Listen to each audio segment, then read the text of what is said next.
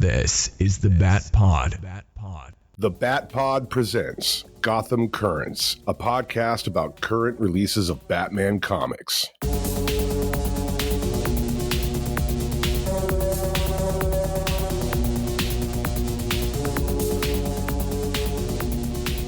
Welcome to this edition of DC Currents. My name is Bill Beer, and joining me as always, John Coos.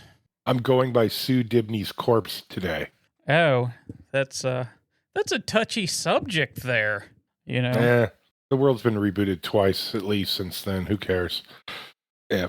Still one of my favorite books, though, actually, Identity Crisis. I love it. I have to agree. I know that's not a popular opinion, but I agree. I love that series. We are counterculture. I guess. You and me. Yes. There you go. Yeah, we're going to do some team books here. It's our monthly team books episode. It's great. Absolutely. We got a little JSA number 4, Titans number 19, and Justice League Unlimited number 3. So if you'd like to join the conversation, our email is thebatpod@thebatpod.com. We are on Blue Sky, Threads, Facebook. Just search the Bat Pod Podcast. The Bat Pod is a spoiler podcast. Please read the comics we're reviewing so you can enjoy the show. Love him or hate him, everybody's got something to say about John Byrne. He ruined the X-Men when he left. That John Byrne, he's a sexist pig. The only thing bigger than John Byrne's ego is... Oh, wait, there isn't anything bigger than John Byrne's ego. John Byrne, he just draws the greatest butt on Superman. It looks so good. John Byrne is the greatest artist I've ever seen. Wait, who is he? John Byrne's 1986 Man of Steel series gave us the core reimagining of Superman that is still with us today. Third Degree Byrne, a podcast about all things John Byrne. The good, the bad, and the legendary. Join Tim Elliott and Brian Hughes as they look over the nearly 5 decades body of work of one of the most influential comic book creators in the last 50 years. Third Degree Byrne can be found at twotruefreaks.com and on iTunes. I got a question, though. I just am curious. Why doesn't Green Lantern have any junk? So our first book tonight is going to be JSA number 4. Your writers, Jeff Lemire. Artists, Joey Vasquez. Colors, Luis Guerrero. Letter, Steve Wands. Cover, Cully Hammer. Editor, Marquez Draper. Senior editor, Andre Marino. And group editor, Katie Kubert. Have you ever heard of so many editors on one book? That's 3 right there. Well, I don't know if I ever mentioned... Well, before you get into it, I'm sorry. I don't know. You just mentioned Katie Kubert. I don't know if you knew this, but I went to the Kubert school. Oh, you did? What was the video game? Is that what it was? Oh, yeah, it was that. Yes, it was the Kubert school. 82 to 83, I learned how to play Kubert better than anybody. So, but anyway, it's a different Kubert school. But anyway, all right. Yeah, let's jump into the book. Yeah, I love me some Kubert. So we get a cover here, and we get the new Dr. Midnight in shadow being attacked here on the cover. What do you think of this cover? Yeah, I like it. It's clearly, I think it's clearly Grundy. Yes. There's no surprise there, but without even reading the book, in my opinion, yeah, it's cool. It's fine. It gives you some idea that she'll be probably featured. The focus. Yeah. It says Dr. Midnight right on it. So, I mean, yeah, it's cool. It's not bad. Captured by the Injustice Society. So it tells us what happens, basically. Maybe. In this issue, Dr. Midnight wakes up in the underground base of the Injustice Society, guarded by Solomon Grundy. She used a few escape tricks she learned from Mr. Miracle to undo her ropes and hit Grundy with a secretly stashed blackout bomb, giving her a chance to escape through the underground tunnels. Dr. Midnight stumbles upon the meeting room of the Injustice Society. She overhears the members talking about the artifacts, including the Helm of Fate and the Spear of Destiny. Hawkman is crucial because he's the only one who knows where to find the Spear of Destiny. Hawkman escaped Wotan and the Demons 3 in last issue. Meanwhile, Obsidian wakes up in a sunny hospital room. The attendant tells him he's been in a terrible car accident and needs rest. Obsidian tries to leave, but every time he comes close, the attendant injects him with a knockout drug. One morning, Obsidian manages to gather enough power from the shadow in the room to escape. He runs down the hospital corridors and finds Jakeem Thunder in a locked room. When Obsidian frees Jakeem, the latter summons Thunderbolt, but nothing happens. Dr. Midnight, finding an unconscious Obsidian hooked up to a machine in the Justice Society's lair, but she is attacked by Scandal Savage as her issue ends. So, we have JSA number 4 here of a new run. How are you feeling? Are you feeling pretty good? I know you messaged me. You know, you said mid. I had to look up what that was. You thought it was mid. It's funny. I was a little harsh. When I reread it, I kind of looked at it as a step up from how I was feeling with the last 2 issues, where I thought it was kind of this is now mid stack. But I thought this issue actually turned a corner a little bit. Things started happening more. I think the last 2 issues, I think we talked about it, maybe even the first 3 issues, the last 3, kind of were moving at a snail's pace a little. It's kind of going backwards and forwards. I liked it better than, and I'm more optimistic about the book than I was like the last time we talked about it, to be honest with you. I don't know about you. Yeah, I thought it was all right. It was good. I mean, we get a little bit of what the Injustice Society is trying to do here in their underground lair. I mean, we finally see Obsidian, see that he's been kidnapped. I always like it to see all the supervillains in their lair and this Injustice Society. I like it that they're meeting at a table and that sort of thing. If you watch the Stargirl TV show, which I loved at times, especially for the Injustice Society. I mean, these aren't, some of the members are different, but you get the gist. And I didn't realize this Dr. Midnight character was I thought she was more of a feeble character, just because I didn't realize that she had been around. I thought maybe this was a newer character. Yeah. Let's talk about that. Yeah. It's funny because, I've read Infinity Inc. going in the 80s Infinity Inc. I have them all. They're going to survive my culling of comic books that's going on in the garage right now. I'm keeping all of those. And yeah, I had forgotten about this character. I think she came along halfway through the series. In fact, I looked it up. She came along in Infinity Inc. number 19, which was in October of 85. And so forgetting that and then seeing this TV show, I thought that Jeff Johns kind of created a new version, but he kind of did, but he kind of didn't, because the Dr. Midnight that was depicted in Infinity Inc. was already a doctor, while the Dr. Midnight in the Jeff Johns TV show, the Stargirl TV show, was a teenager, but, a nerdy science girl.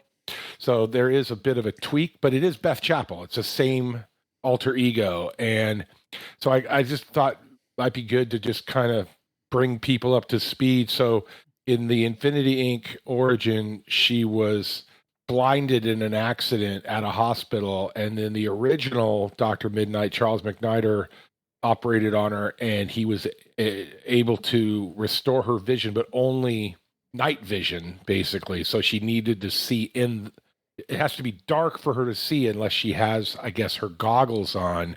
And so knowing that and then reading this, I think this version is that version, perhaps. I'm not sure. They haven't stated that she's a doctor, but I thought she was maybe she's not a doctor. Maybe this is a version of Beth Chapel who is not a doctor, but it looks from this issue that she's blind unless in the dark, because she mentions it.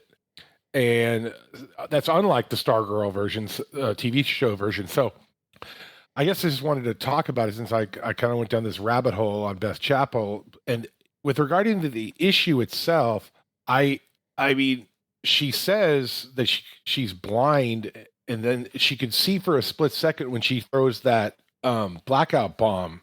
So that's when I kind of put it together that she's blind, and she kind of looks blind because in the first panel, she's kind of got this glassy-eyed look. She kind of looks blind when she's like being guarded by Grundy. And anyway, but what I don't understand from the blindness perspective is that she's running through these caverns, and then she kind of stumbles upon these guards, and then they start shooting at her, and then she jumps in the air and dodges the bullets. Now, maybe it's because she's got enhanced hearing because she's blind, but then she comes upon this this room where she recognizes that the tech is similar to Ted Knight's Starman's tech.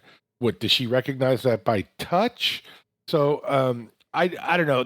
What did you think about that? Did you pick up on the fact that this Beth Chapel is blind and this is a first reveal of it? Or did we miss it in the first 3 issues? Yeah, I just don't know. I just assumed it was adapted from the TV series. I didn't know either way. Of course, we learn that she has some fighting skills from Wildcat, because she's, going to town on these guards, snapping arms, as you said, avoiding bullets by jumping. I don't know if she has some kind of other powers than that. The way the action is shown there, where she gives that elbow to the guy's face, is pretty cool. Yeah, I don't know. Maybe we're witnessing in real time that Jeff Lemire is kind of reintroducing us to the original Infinity Inc. Beth Chapel versus and straying from the TV one, because she looks exactly like the TV one, and she kind of acted like her in the first couple issues of this comic, and now she's acting more of a badass, like the original. So maybe to be continued, I guess, and see the evolution of this character. And we get a couple titles again, like we got before. They're different. One says The Doctor, that focuses on Beth Chapel. Yeah. And then we get Obsidian, the Prince of Shadows.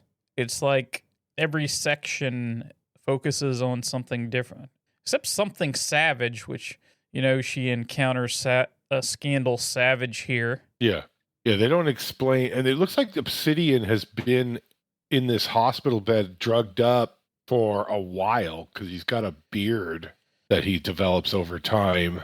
Yeah, that's just him in a dream state, because he's hooked up here at the end, all these wires going onto her head, and she unhooks them. And I think he's just, because when he goes to Jakeem Thunder, the one thing I thought was odd, I didn't get when I was reading, he said, my Thunderbolt isn't working, but he's saying so cool. I guess he's saying so cool before his Thunderbolt comes out. I thought that panel was a little weird. And then he says so cool again. You know why? You're forgetting your JSA lore. Okay. So in the Jeff Johns series from the mid 2000s, when they introduced Jakeem Thunder as the master of the genie, the original Johnny Thunder used to say you, and then he didn't like say you, so he changed it to so cool. Okay. I guess it's been a while since I've read that. It's been I know a long time. It's a deep cut for me to pull that, but that's what happened. Okay.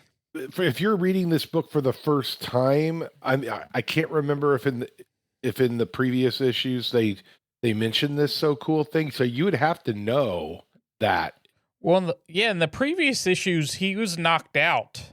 He was like unconscious. Yeah. Yeah, he was playing video games, I guess, with somebody, and then he got knocked out. So I think this is the first reference to him saying so cool, which is like, for you, you're a DC devotee. You forgot it. So how would the average I forgot. How would the average person know what the heck that he's doing there? I don't think they would, especially if they're introduced for the first time.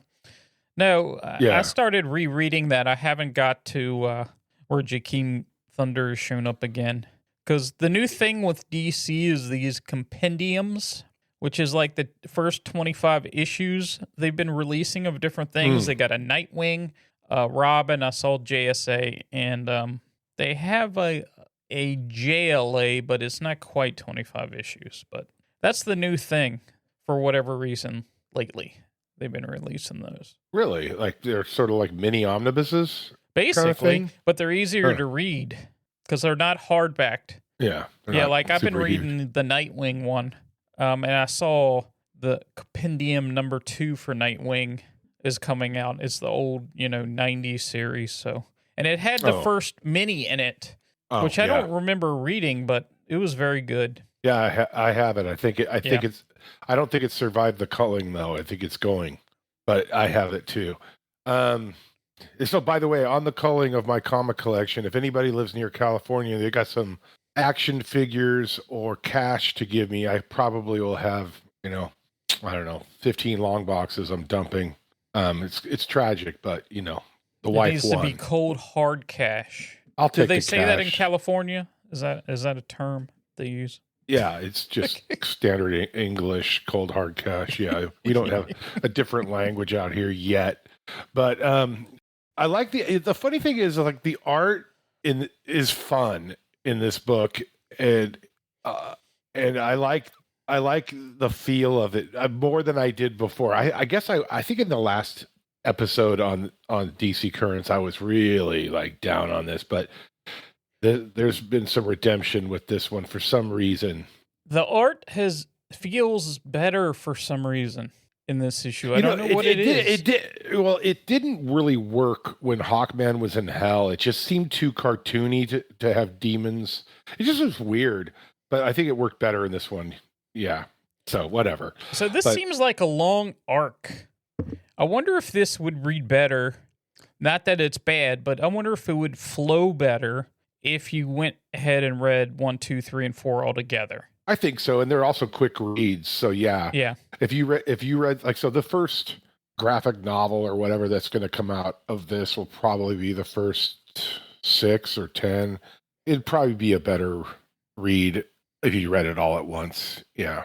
I think that's an interesting point. Because it does feel a little choppy at times, jumping all over the place. There's a little time jump and that sort of thing.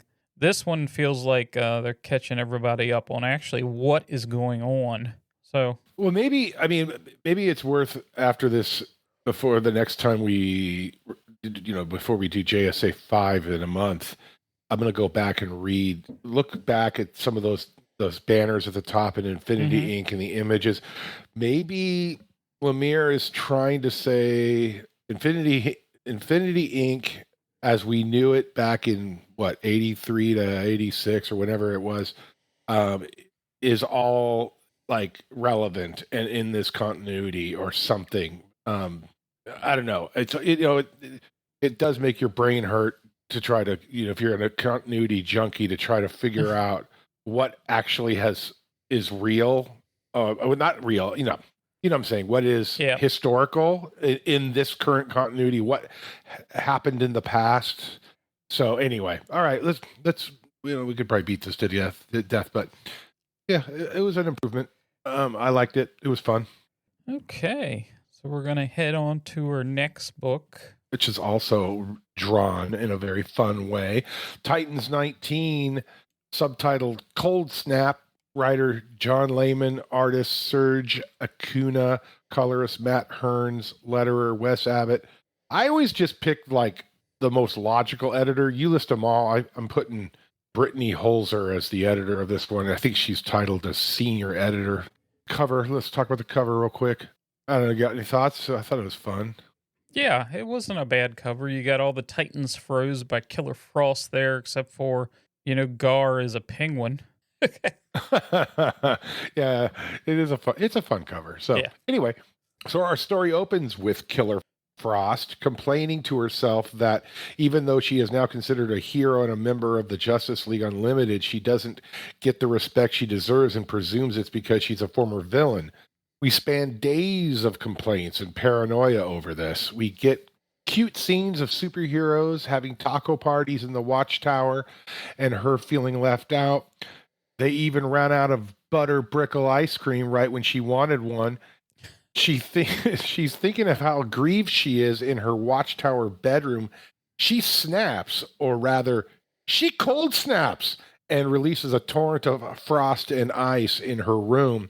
We switch scenes to the Titans, whom this book is about, because the first 6 pages were in the watchtower. And anyway, and Roy Harper is telling Nightwing and Donna that Raven is emotionally unstable, and they make a snowman together while they're talking about this. Roy concludes that she'll be a liability in the field, but it's falling on deaf ears to leader Donna Troy. And Raven, prone to sneaking up on people, overhears Roy's position and then marches off sad.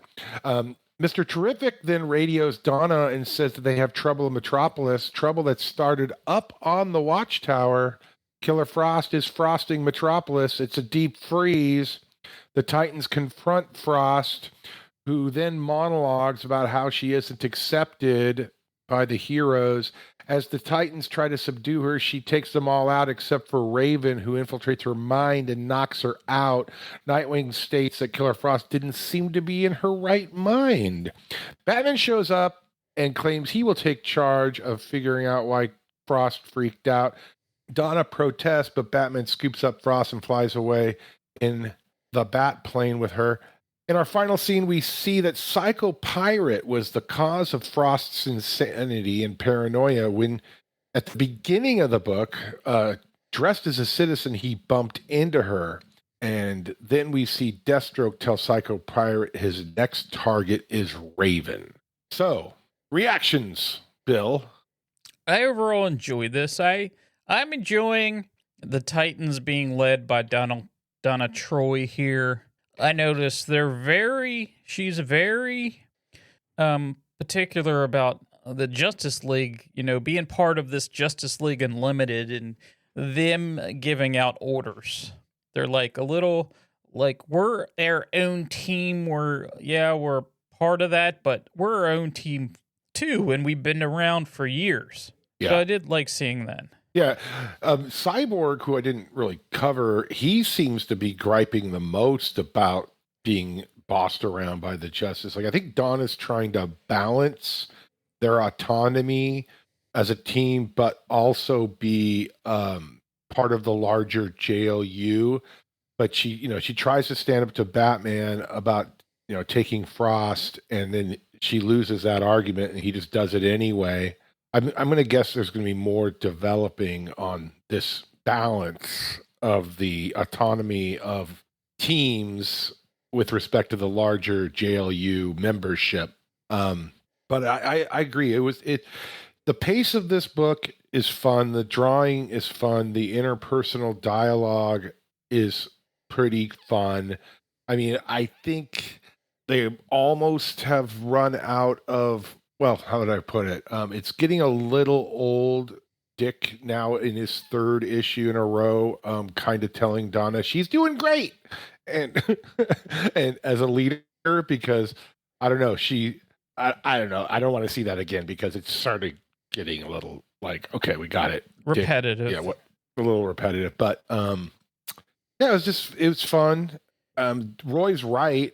I mean, really, yes, he was proved wrong that Raven kind of was the one that took down Frost, but I think I think that'll play out where she, isn't it funny? I mean, I know both of us are not like super duper deep Teen Titans historical authorities or anything like that, but Raven seems to be like, but we're going 45 years now, just kind of like a problem at times, right? I mean, doesn't it seem like, does that get old that Raven's always like getting issues influenced with her, her father, the devil or whatever, but I don't know. I like the book.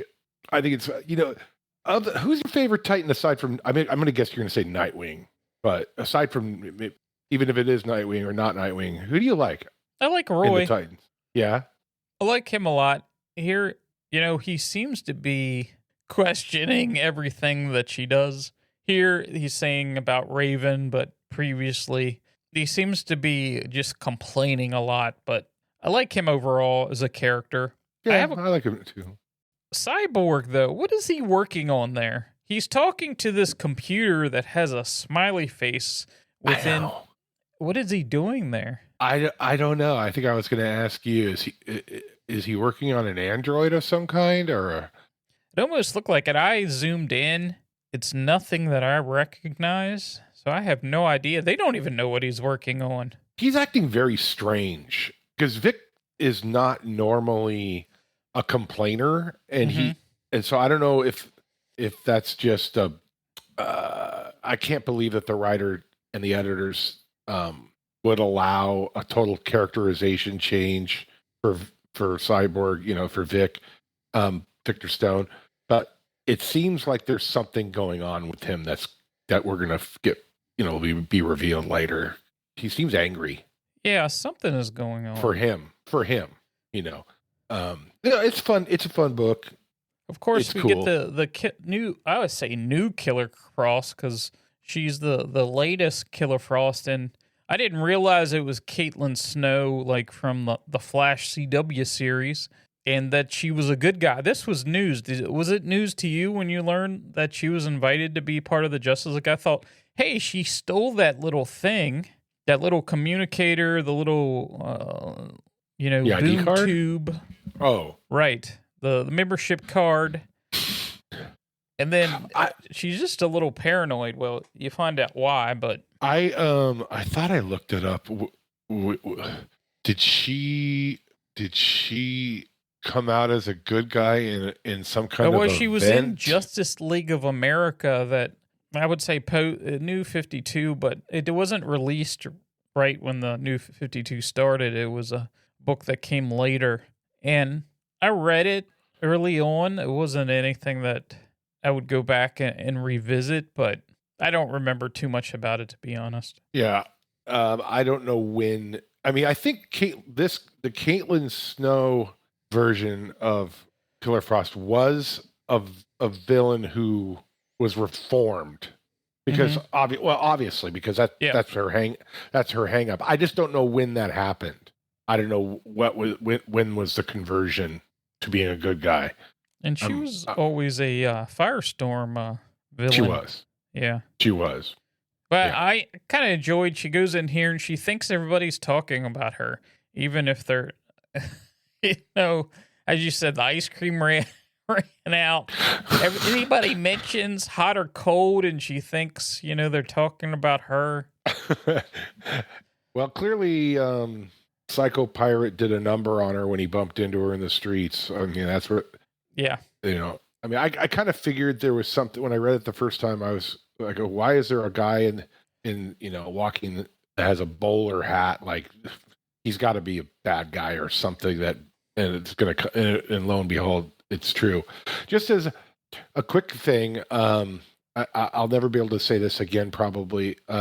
For those of you listeners who ever play DC Universe Online, I get really triggered in a particular raid. It's a Flash-based raid that has all the rogues in it as NPC villains that you attack and take down. And for whatever reason, they threw in Killer Frost. So I'm always typing to the 8-member raid. I'm like, Killer Frost is not a Flash villain. She shouldn't be here. In this, anyway, sorry. I get every single time, and then people go geek, whatever, fine. But she's out of place. It doesn't make any sense. But the funny part about the DC Universe Online is it's been around since 2011. For whatever reason, Firestorm's not in the thing at all. So maybe they. Whatever. Really? That's weird. I don't know why. And neither is Stargirl. And so maybe they got to give. Maybe there's a thing with characters that were created by people Jerry Conway created Firestorm. Maybe they have to give him residuals or something. Or Jeff Johns created Stargirl. I'm almost wondering if there's possible, but a reason like that. But usually the big characters, the DC, they're not character owned. So I don't even know if they're partly character owned. You mean creator? Creator owned, yeah, creator owned. I think some of them are. Because I think whenever you see, usually when you see Stargirl in a book and then you look at the credits, it'll say Stargirl created by Jeff Johns, usually. Right. So why would they do that unless they were throwing him some bones or something? Because I don't know. Anyway, that's a conversation for another podcast. So, but yeah. All right, well, let's move on to JLU. JLU. So we got Justice League Unlimited, number 3.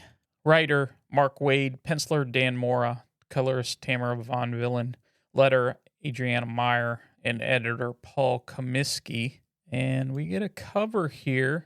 You know, you get a little bit of everybody on the cover here. The main big 3, and then you have the Atoms, and they're like introducing the Atom Project, which is in here, but it's not like a major part of it. A little Swamp Thing. So what did you think of this cover? It's pretty busy. It is busy. It's fine. I mean, nothing's to scale, and proportions are weird. That's fine. But it does have a lot of the stuff that goes on in the book. Before we get into it, I think the interesting thing about this Atom Project, it's almost like a mini crossover that's not like a big event. It's kind of funny. Like it's something that's running through the DCU right now, where the Atoms are fixing the mayhem of the exchanged powers that happened in Absolute Power, and it's kind of funny. Like, so you got this main book. This is probably one of the best-selling books of DC, but then you've also got this Atom Project thing running alongside of it, which I find interesting. But I'm sure you'll cover some of that in the summary. But I don't think I've ever seen that, where you sort of have this subtle crossover thing that, you know, is going on with the fixing of the powers. Yeah, it is different. So yeah. Anyway. In this issue, at the Watchtower, the Question finds Airwave hiding between the walls and watching a movie. Even though he has his own private quarters, Airwave believes Question has discovered his secret, that he is the mole for Inferno, which we found out in issue number 1. But Question simply believes that Airwave just needs to stick closer to his teammates. He might have been from a lost timeline, but he doesn't deserve to be alone. Meanwhile, Red Tornado has detected a fire spreading across the entire Amazon rainforest. He deploys Superman, Wonder Woman, Flash, Star Sapphire, Stargirl, and Stripe to address the emergency.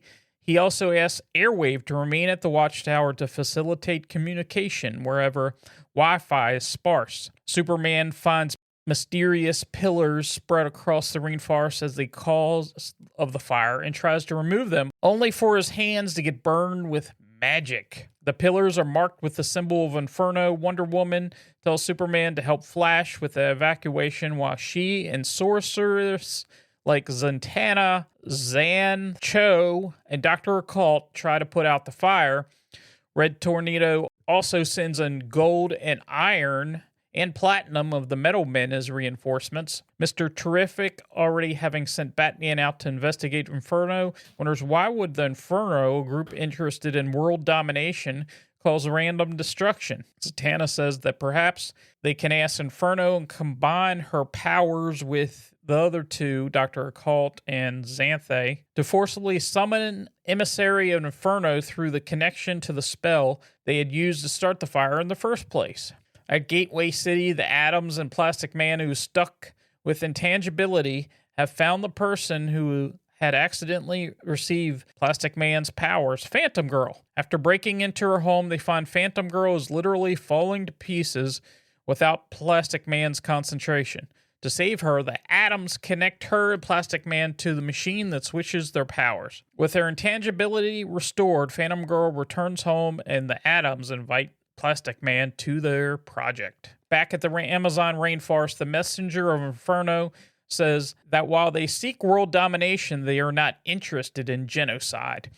In fact, the heroes of Earth will live long enough to see Inferno's vengeance fulfilled. He forcibly closes the portal, but not before Dr. Occult jumps through it. Wanting to know more about their plans, the raging fire continues, and Mr. Terrific believes that they can use the green to save the rainforest. This fire was just Inferno's attempt to bend the green to their will. Airwave informs Aquaman of the fire and takes him to Louisiana, where they hope to find Levi Kami, the new Swamp Thing, the latest avatar of the Green. Levi is already aware of Inferno and makes efforts to stop them, but suddenly he is consumed by a mysterious fire. So we got issue number 3 here. A lot going on. A lot. There's a lot of characters in this book. I know it may seem like if somebody would ask you, hey, did you read that new Justice League Unlimited? What happened in that book? Exactly. What's the focus? I feel like that every time so far. Like I reread it this morning because I forgot really what happened in the book. And it kind of happened. That kind of has been the case the last 2. The funny thing is, what sticks with me is less the action world crisis, Amazon fire, burn down, all that stuff. Is the other storyline, which is about the people, Airwave or whatever.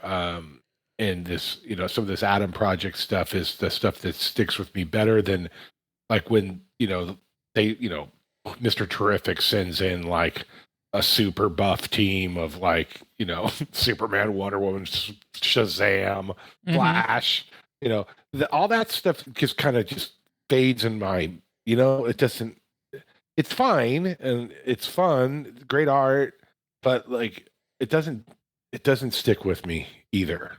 I like seeing the different characters in those groups. I do too. And it's interesting, the characters that Wade's playing with here. I mean, one of the things I thought was interesting was in that Atom Project subplot where Plastic Man has Phantom Girl's powers, and then they go find her to like do the switcheroo and restore his plastic powers, and she's all I thought that was cool. She was all melted and hiding because she was so grotesque and she couldn't control the Plastic Man's powers. I liked all that, but the funny thing is like, well, why is Mark Waid pulling her out of a hat? Because she is an interesting character. I looked her up. I mean, I knew a little bit about her. I'm not a big Legion of Superheroes archivist of any kind. I'm just not, but I learned from the interwebs here that, she was the 5th member of the original Legion. So she's been around since 1961. She's from a different dimension, phasing through walls and stuff. But more recently, she appeared. Did you read that Jeff John 12-issue maxi series, Justice Society of America? Did you read that? Yeah. Like 2 years ago or whatever it was, a year and a half. It took forever for him to finish it. But she was one of the characters that came from the future, the Legionnaires who were protesting that they were going to elicit Legionnaire, the like younger version of Modru, to help them defeat Perdegaton.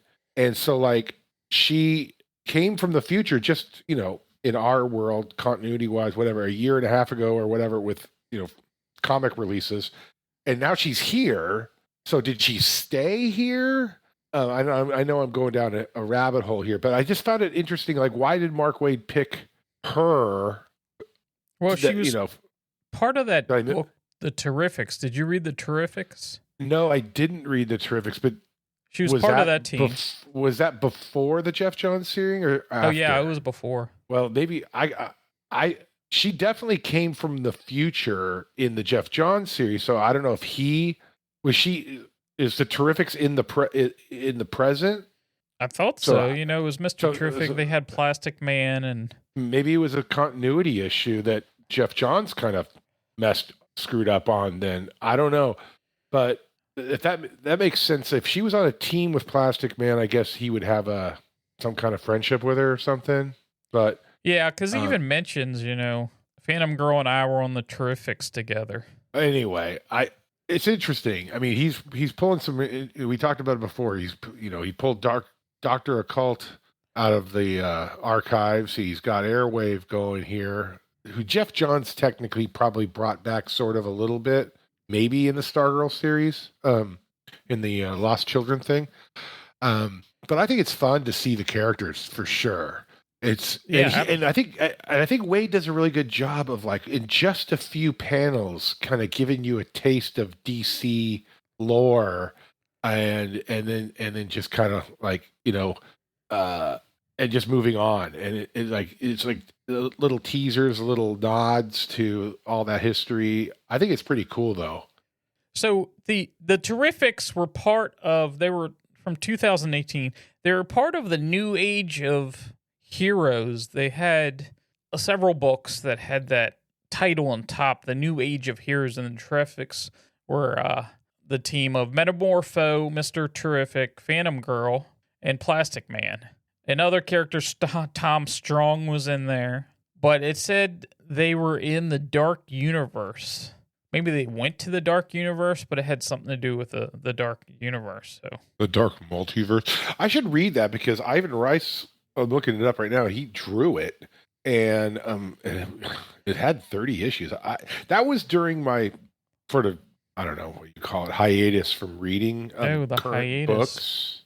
I don't know what that is. I don't know what that is at all. What hiatus? What I mean, so I stopped buying books. I think it was in like 2017 because I got kind of slammed with life, and so there's probably about 4 years where I was really not reading current books, and this falls right in that that time frame. So, written by Jeff Lemire, drawn by Ivan Rice. It sounds like a good book. Maybe I should read it. Yeah, I enjoyed it. Okay. Right on. Well, maybe I was talking out of my butthole, but Jeff Johns definitely did use her as in the Legion just a year and a half ago. So that's what like threw me. So maybe Wade just glossed over that. That whole series, I'm almost wondering, is it really canon? I mean, maybe it is, but it seemed like there's some flaws with it. Yeah, it seemed to be all over the place. I think the problem is that at the end, it just didn't come out for like months at a time. Yeah, and then I think their initial story arc was pretty interesting.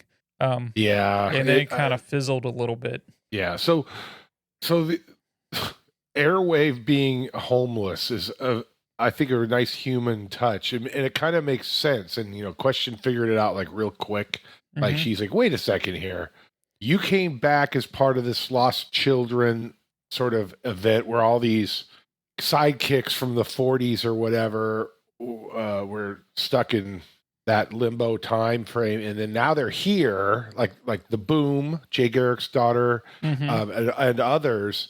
And this guy, doesn't have anywhere to go, so he just sleeps in the Watchtower. He doesn't have an actual home, which kind of is probably going to be helpful in understanding why he is kind of unwillingly or unwittingly or struggling with this whole betrayal thing. Like, there's something going on with him personally that we're going to find out about, which I'm intrigued to find out how Wade develops this character, Yeah, there's a lot of little pieces in here that I'm interested in.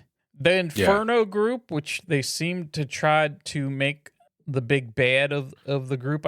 Just don't know enough. We got some weird things happening, In the first issue, they had these almost look like dump trucks that were on fire. I don't know. And this is some kind of pole that's buried in the ground that's set the rainforest on fire. The Amazon. I just don't know. And then a figure shows up, and he's like, he could be anybody. They're trying to make you think that he's an alien and doesn't show his face at all. It's somebody that we probably recognize, I'm guessing. I do have a question about, so I guess Mr. Terrific is kind of calling the shots, sort of like Martian Manhunter used to from the Watchtower, about which teams to assemble and things. And I think we talked about it a little bit before, like this sort of like this team that he sends down the first time, which is Superman, Wonder Woman, Shazam, Flash, Starfire, Stargirl, and Stripe. Whatever. What's he gonna do? Fine. but the it's like superpower. Like, these are like heavy hitters, right? And so, but there's no real balance, like in that initial squad. I mean, Superman, Wonder Woman, Shazam. I mean, kind of like, super strong, super strong, super strong, et cetera, et cetera, et cetera. Like, and then they have to send in the magic user team.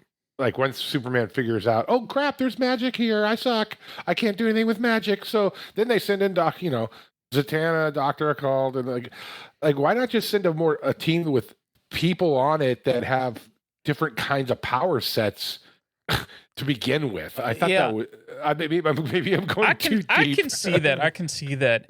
Were you familiar with the one magic user that I couldn't pronounce? Which was that? Her name is. What is her name? She had the big sword there. It's Xanthe Cho. How do you spell it? ZX? Xanthe. Well, anyway, she was from this book Spirit World, and she's DC's first non-binary character. But I didn't have any idea who it was. Oh, no. So I had no idea. Yeah. No idea. I don't know what. She had a cool looking sword. That's about it. I don't know. What's her power set? Magic. Magic. Magic. She's a Chinese American. Yeah. Powers and she's abilities. Affiliated with the Jade Court, Justice League Unlimited. I don't know if that's a spoiler or not.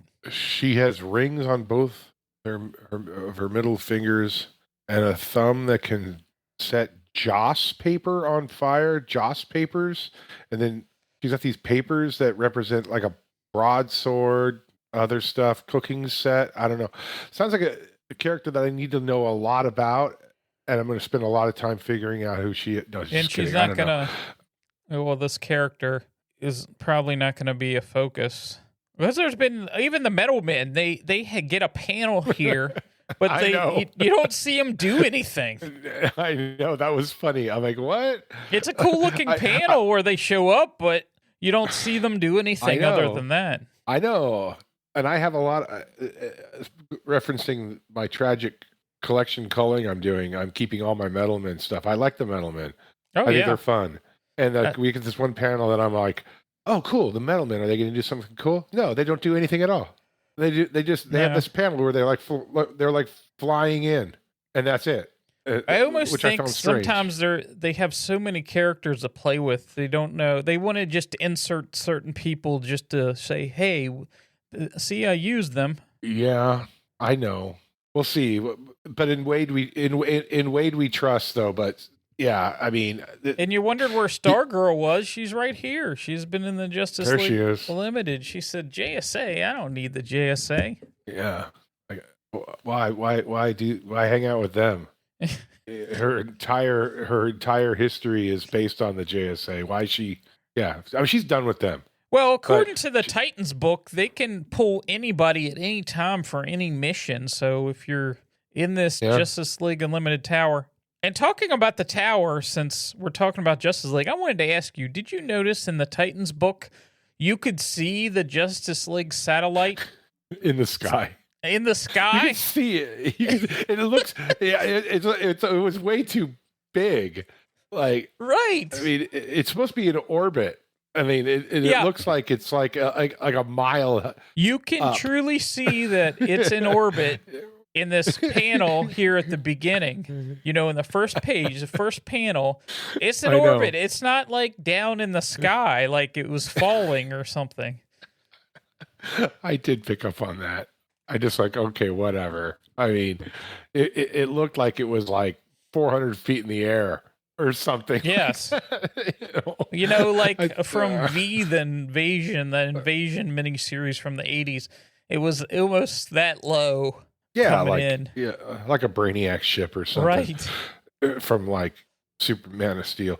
One thing I wanted to comment on, which is funny, so within a span of a few weeks of each other, Titans comes out and then Justice League comes out. And so in both issues, makes it look like a party's going on all the time up there. Like Oliver Queen is cooking chili in, I think it's JLU, and then there's a taco party that he's involved in Titans. I mean, I guess that would be kind of how it is, right? Like, you know, they can't be, you know, they're going to be in their costumes, eating tacos and cooking chili and stuff. It's just kind of funny. I don't know. I thought that was funny back to back. Food fun, I guess you'd call it. Yeah, it's a real party up there. I thought there'd be like a cafeteria or whatever. They should have. I would hope that they. Oh, I beg. If anybody, I doubt anybody's listening to this that actually creates anything at DC, but they need to have like a disco, like a, you know, like a dance club, like a nightclub in the Watchtower, and we can see like, you know, Donna and Dick, you know, boogieing down, and maybe Black Canary and her band playing, you know.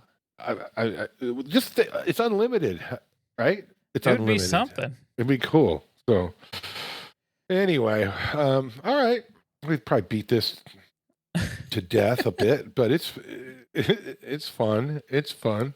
All right. No, absolutely.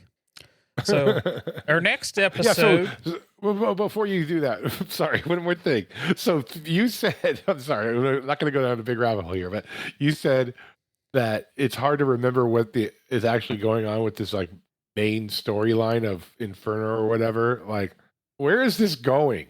Like, I knew where it's going because I read the solicits. Oh yeah, you couldn't predict why where do it's you going. do that? Why not? Why do you do that? Why not? I don't know. Spoilers? Like, it just kind of makes you like not surprised when you're reading a book that you're just like, you know, when it comes out in May. Well, sometimes, a lot of times it isn't spoilers. It just gives you a generic direction they're going in. But I know who Inferno is already, so I guess it's spoilers. It's the Joker, huh? It's not the Joker. Wouldn't that be a spoiler? All right. What's next? Okay, yeah. So what do we got next? Next, we're going to go jump back into Gotham Currents. We have the last book of Chip Zdarsky's run on Batman. Yeah, we do. Which should be interesting. Yep. Then I did see the Two-Face dropped. Batgirl dropped. We'll see what we get next week, but we might have somewhere between 4 to 5 books next week. Well, hey, Mr. Solicits guy, who is writing Batman after Zdarsky? Well, you know, it's a little book. It's a sequel to a book from the 90s in Hush 2. Ooh. Yes, that's right. Yes, that should be epic. It's supposed to be epic. We'll see. Got a little Jim Lee on the art, so it should be fun. That'll be great. All right, then. Until then. Yeah. Until next time, we thank you for staying current with DC Currents. We will see you later.